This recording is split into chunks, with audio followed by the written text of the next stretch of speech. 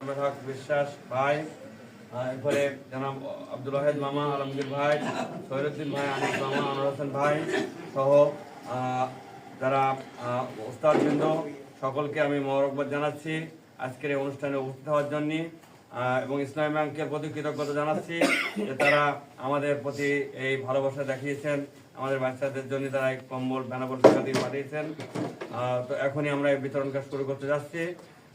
শুরুতে সংক্ষিপ্ত একটু তেলাওয়াত করার জন্য আহ্বান জানাচ্ছি রিয়াদ হাসান মুন্না।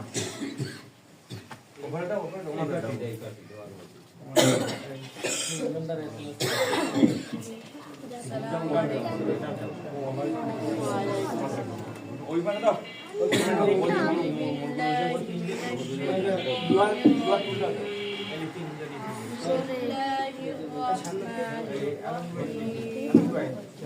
إذا وقعت الواقعة ليس لوقعتها كاذبة خافضة رافعة إذا رجت الأرض رجا وبست الجبال بسا فكانت هباء منبثا وكنتم أزواجا ثلاثا فأصحاب الميمنة ما أصحاب الميمنة صدق الله العلي العظيم.